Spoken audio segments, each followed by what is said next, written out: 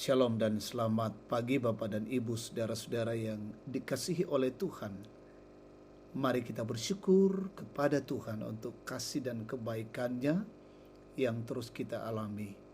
Pagi hari ini kita dibangunkan dengan tubuh yang sehat dan kita menikmati hari baru karunia Tuhan. Mari kita naikkan puji syukur dalam waktu teduh bersama di edisi Kamis 8 Februari 2024. Firman Tuhan kita akan baca 2 Korintus 2 ayat 12 sampai 17. Sebelum kita mendengarkan sabda Tuhan, mari kita berdoa. Kami menaikkan puji dan syukur kepadamu ya Tuhan Allah, karena kasih dan kebaikan-Mu yang terus Engkau nyatakan bagi kami. Pagi ini kami rindu mendengarkan firman-Mu. Kiranya Roh Kudus menolong kami. Firman Tuhan menjadi sulu dan pedoman, menjadi pelita dan terang bagi jalan kami. Bersabdalah ya Tuhan, ampuni dosa kami. Dalam nama Yesus kami berdoa. Amin. 2 Korintus 2 ayat 12 sampai 17. Ketika aku tiba di Troas untuk memberitakan Injil Kristus, aku dapati bahwa Tuhan telah membuka pintu untuk pekerjaan di sana. Namun, hatiku tidak merasa tenang, karena aku tidak menjumpai saudaraku Titus. Sebab itu, aku minta diri dan berangkat ke Makedonia. Namun, syukur bagi Allah yang dalam Kristus selalu memimpin kami di jalan kemenangannya.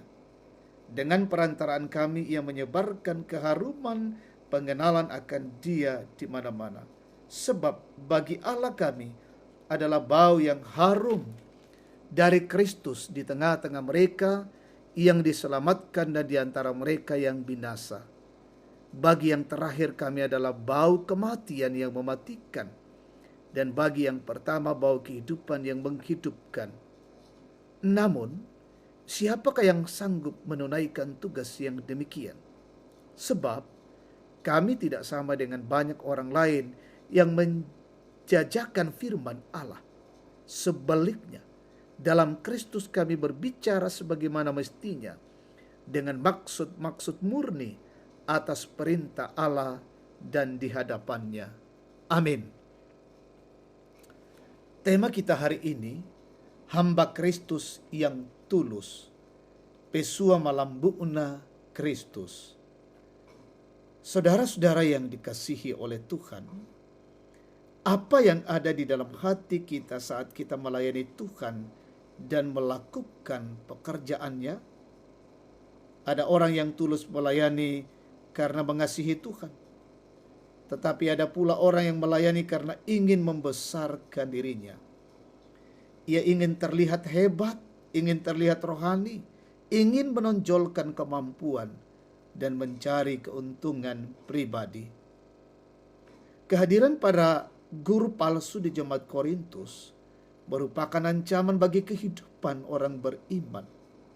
Mereka merusak ajaran-ajaran yang murni tentang Kristus dan berpura-pura sebagai hamba Kristus yang sejati. Mereka adalah penipu yang menyimpangkan iman umat di Korintus. Paulus dengan tegas menyatakan bahwa dirinya dan pemberitaannya berbeda dengan para rasul-rasul yang tak ada taranya. Para pengajar palsu itu untuk mencari keuntungan pribadi. Paulus menegaskan bahwa ia tidak sama dengan mereka. Dengan sepenuh hati, ia memuliakan Tuhan agar Injil diberitakan. Sebab itu, ia berkata-kata dan bernubuat seolah-olah ia berada di hadapan Allah dan melakukannya dengan ketulusan hati.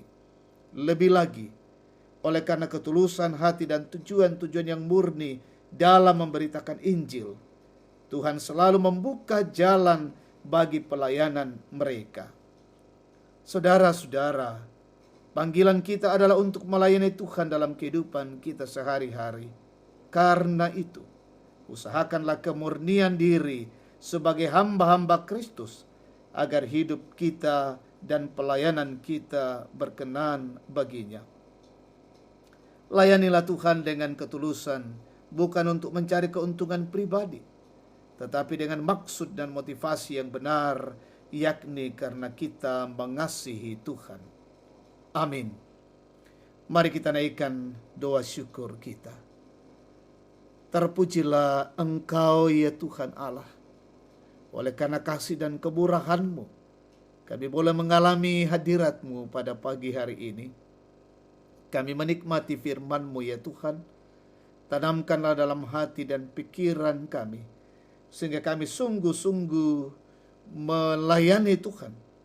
Kami sungguh-sungguh dalam ketulusan untuk memuliakan Tuhan dan mengangkat tugas pelayanan sebagaimana yang Tuhan percayakan bagi masing-masing kami.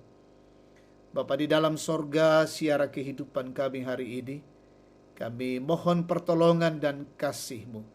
Kami boleh jalani dengan baik karena pertolongan-Mu, ya Tuhan.